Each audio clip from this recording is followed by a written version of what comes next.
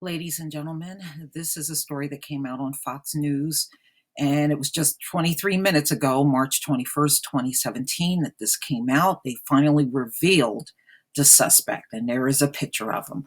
So, Austin serial bombing suspect may have other devices out there. Cops uncovered treasure trove of information. So, apparently, there may be some bombs out there that have not detonated yet. All right, I'm going to go ahead and play this video.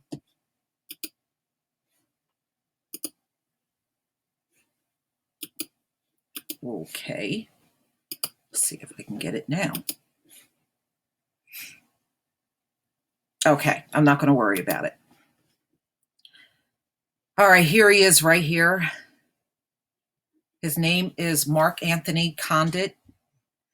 Was named Wednesday as the serial bomber behind the string of blasts that terrorized Texas for 3 weeks and left 2 people dead, as officials warned residents that other explosive devices may still be out there. The first photo of Conditt from 2013 emerged Wednesday morning and was authenticated by the Austin American-Statesman. The picture came from a Facebook page of his mom, Deneen Conditt, who appeared to be celebrating Mark's high school graduation.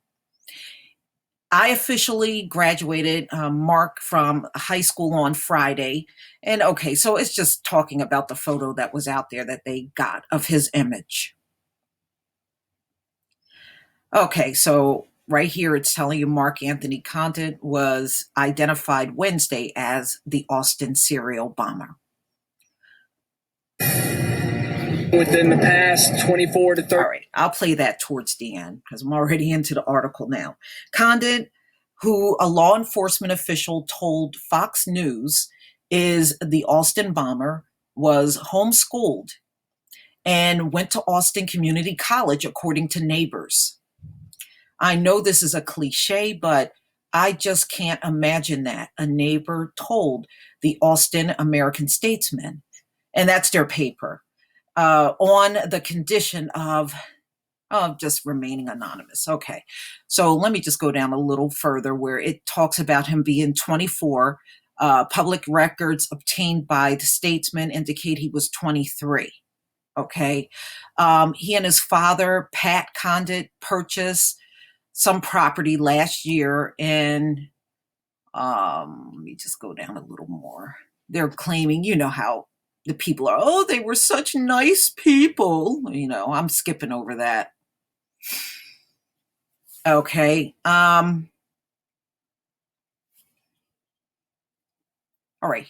Mayor Victor Gonzalez told Associated Press that police had surveillance on the home overnight Tuesday and thought he said he didn't personally know the family. Gonzalez said he had concerned neighbors approach him because of the large police presence in the neighborhood, but let them know everything would be okay. Meanwhile, authorities boasted of uncovering a treasure trove of information about the dead 24-year-old.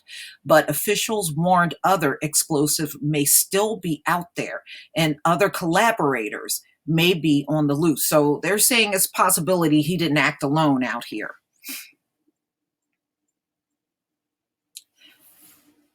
We don't know where this suspect has spent his last 24 hours, and therefore we still need to remain vigilant to make sure that no other devices have been left out in the community, he told reporters. Manley said community surrounding Round Rock, where Conditt blew up himself as SWAT officers closed in, should remain vigilant as officials work to put together a timeline for where the suspect has been.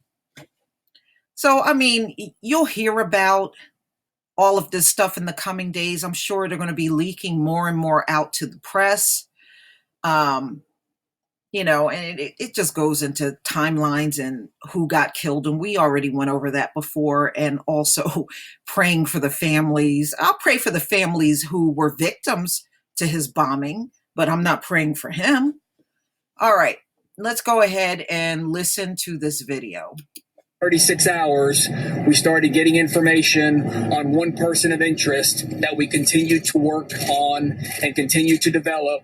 And as we continue to do our investigations, this person of interest ultimately moved to being a suspect. And that's what we started focusing on, was his involvement in these crimes.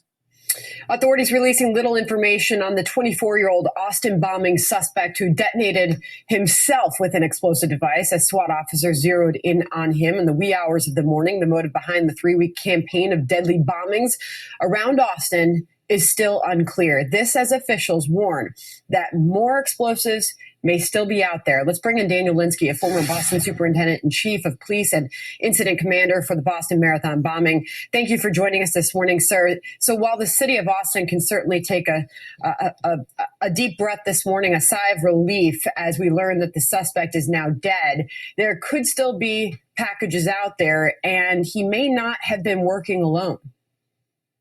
Absolutely. We have to find out if anyone supported him, if anyone was working in concert with him, and to find out where he's been in the last couple of days, every location that his GPS in his car or his cell phone is hit off of, to make sure there are no other devices that have been deployed out there. Check other package stores, UPS, FedEx, others, to make sure that he didn't go in and do anything else and send these devices elsewhere. But it's good that the immediate threat is over, but there's definitely some work to do, some follow-up to find out exactly if there's any other threats out there, and how this happened, who supported him, how he did it, why he did it. Daniel, it's really interesting to hear the police chief there telling us this morning how crucial the last 24 to 36 hours were, because it was a day and a half, 2 days ago, 3 weeks into this, that there was still not any major development or any major leads as to who was carrying out these crimes. You're talking, the chief mentioned that, this individual might have been on the radar screen.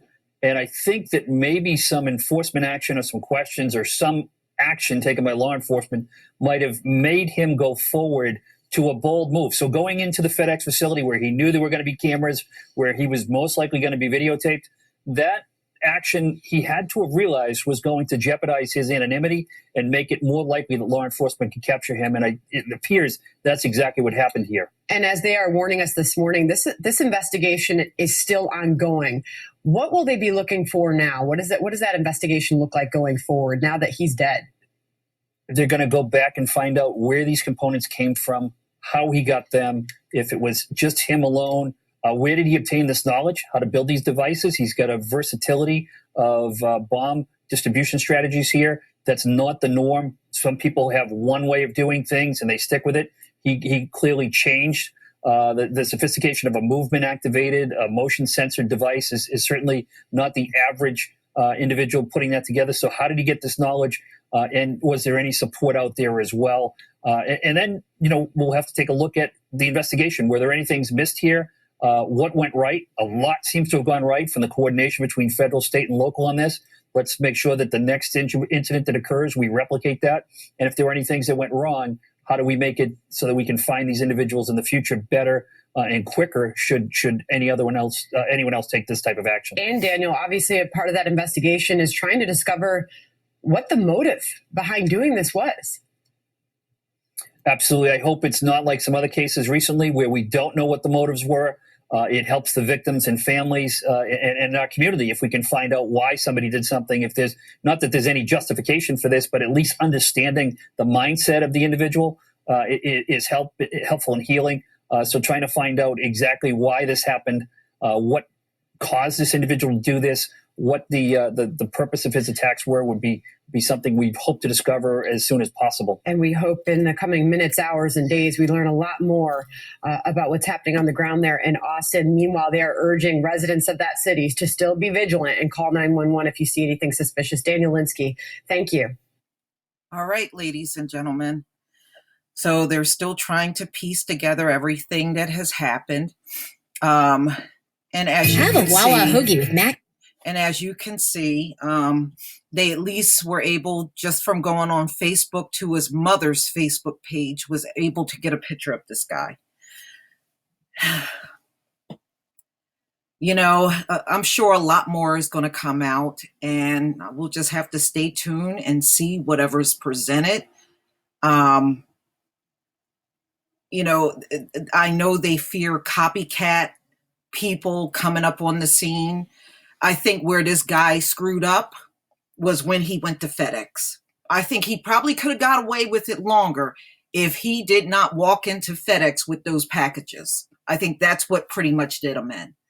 I know a lot of people, well, how do they know? And this, well, if you walk into a building like FedEx, they're going to have all kinds of cameras around. And he walked in there. You can see on the surveillance, he walked in there with 2 boxes. That's how he got caught. That's what did it. Please tell me what you think, ladies and gentlemen. Please leave your comment and subscribe. Don't forget to hit on the notification bell twice. Join me on Black Junction TV and blackspot.com. Peace, family.